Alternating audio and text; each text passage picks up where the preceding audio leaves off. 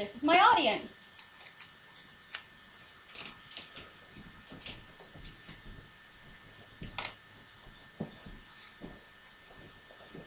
The ground trembles violently as ash spews from the mountaintop, so thick it swallows the sun, engulfing the world in darkness.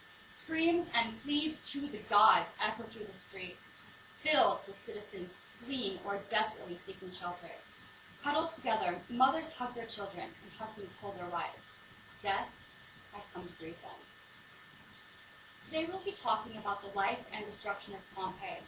Now, some of you only know about Pompeii from the brief description in your history books. Today we will expand on that knowledge.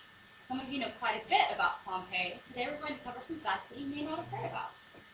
I personally have always been interested in Pompeii, and so have gathered quite a bit of knowledge over the years.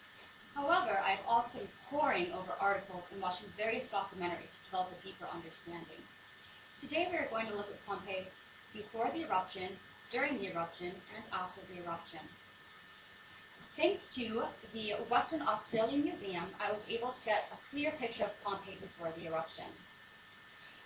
Pompeii was a very wealthy Roman city, mainly because it was right next to Italy's largest port, Puteoli, and it also had very rich volcanic soil, which created an agricultural hub, which brought in a lot of wealth and spurred a building boom in the 2nd century BC. Some products that Pompeii was famous for include wine, which was stored in amphora, which are two-handled containers. Amphora bearing Pompeii's trading stamp have been found as far away as modern-day France, Spain, and Carthage. Other notable products include olive oil and onions.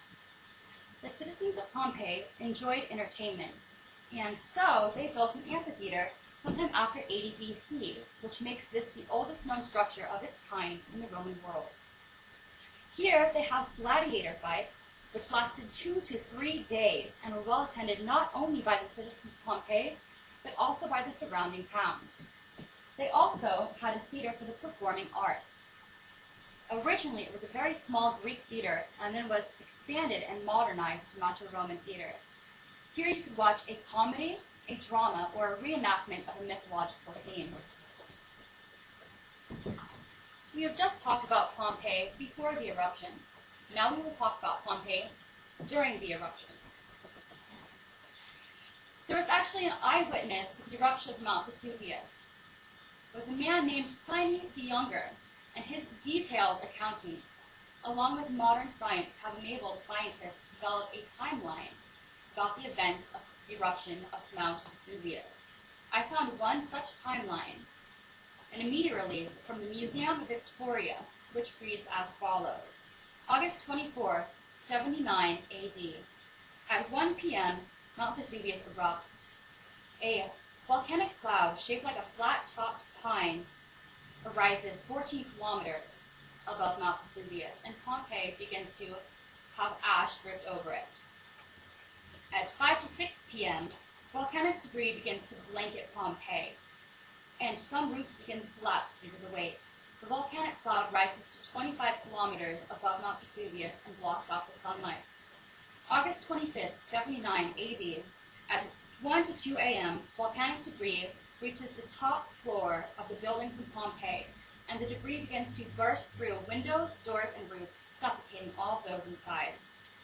4 a.m., the volcanic cloud becomes too heavy, and it causes pyroclastic surges to begin surging down the slopes of Mount Vesuvius. 6:30 to 7:30 a.m., the third pyroclastic surge reaches Pompeii, blanketing Pompeii in hot, searing ash and toxic gas, instantly killing any survivors and burying the city.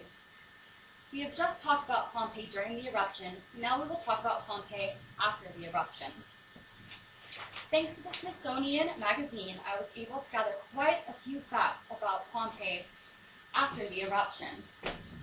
In 1863, a man named Giuseppe Ferrelli noticed cavities containing human skeletal remains. He was able to deduce that these cavities were formed by the decaying of the bodies. He then poured plaster into these cavities, which resulted in the lifelike casts of the victims that we know today. Scientists also found several objects while excavating Pompeii. These include glass jars still filled with fruit, as well as 81 carbonized loaves of bread still in a baker's oven. In the house of Quintus Poppaeus, archaeologists found 2 treasure chests filled with jewels, over 50 pounds of individually wrapped silverware, as well as gold and silver coins. Today we have talked about Pompeii before the eruption, during the eruption, and after the eruption. Hot, searing ash burst through window and roof alike, instantly killing those inside. The victims were covered with a preserving layer of ash. And although death has come to take Pompeii, those victims bound and cast inside will serve as a reminder through the ages.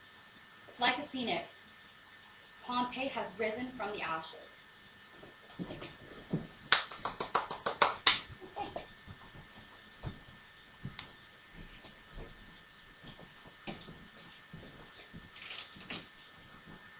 There's my audience.